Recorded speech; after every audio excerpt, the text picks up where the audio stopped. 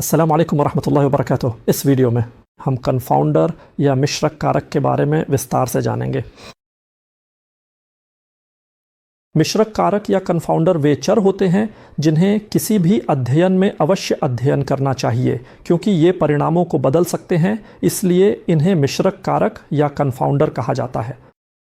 ये परिणामों को इस तरह बदल सकते हैं कि अध्ययन के अंतिम परिणामों पर नकारात्मक प्रभाव पड़ सकता है।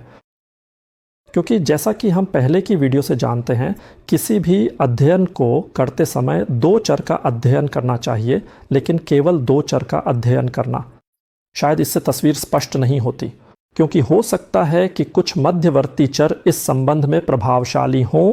इसीलिए कुछ शर्तें होती हैं जिन्हें मिश्रक कारक को पूरा करना चाहिए। यह एक्सपोजर या कारण से जुड़ा होता है, और साथ ही साथ यह परिणाम या आउटकम से भी जुड़ा होना चाहिए, या फिर यह एक स्वतंत्र चर होना चाहिए। यह अंतिम उत्पाद के लिए एक पूर्वानुमानकर्ता प्रेडिक्टर के रूप में कार्य करता है। आइए इस उदाहरण को लें। यदि हम यह अध्ययन करना चाहें कि पुरुष तेज हैं या महिलाएं, तो कारण का चर लिंग था और परिणाम था गति।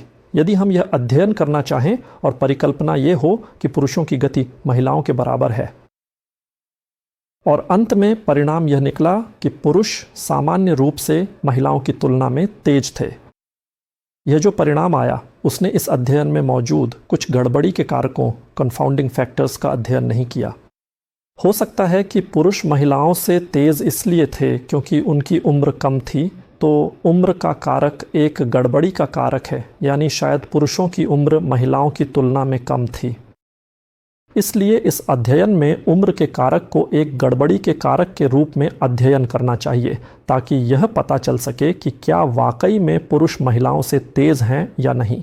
मान लीजिए कि हमने यह अध्ययन दोबारा किया और इस बार पुरुषों की उम्र को महिलाओं की उम्र के बराबर रखा, यानी उम्र के कारक को नियंत्रित किया। अब हमने फिर से अध्ययन किया ताकि लिंग और गति के बीच संबंध जान सकें। हमने अध्ययन दोबारा किया, लेकिन हमें फिर से वही परिणाम मिला। पुरुष महिलाओं से तेज थे, तो अब हम इस नतीजे पर पहुंचते हैं कि पुरुष महिलाओं से तेज हैं। हालांकि हमने उम्र के विषय पर नियंत्रण या एडजस्टमेंट किया, या जिसे उम्र के कारक पर नियंत्रण करना कहते हैं। क्या यह परिणाम सही है? शायद नहीं, और इसका कारण यह हो सकता है कि इस अध्ययन में भाग लेने वाले पुरुष महिलाओं की तुलना में लंबे थे। इसलिए अब लंबाई का यह महत्वपूर्ण कारक एक ऐसी गड़बड़ी का कारक बन गया है जिस पर हमें पूरी तरह से नियंत्रण या कंट्रोलिंग करना अत्यंत आवश्यक है।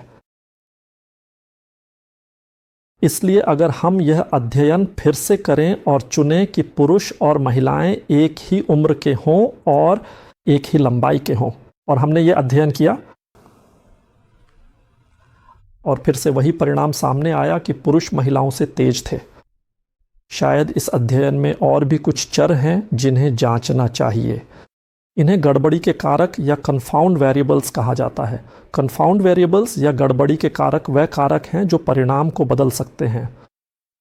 पहली बार पुरुष तेज थे महिलाओं से, लेकिन हमने प्रतिभागियों की उम्र का ध्यान नहीं रखा, और दूसरी बार भी पुरुष महिलाओं से तेज थे, लेकिन हमने लंबाई के कारक का ध्यान नहीं रखा। तो लंबाई और उम्र के कारक इस अध्ययन में गड़बड़ी के कारक माने जाते हैं।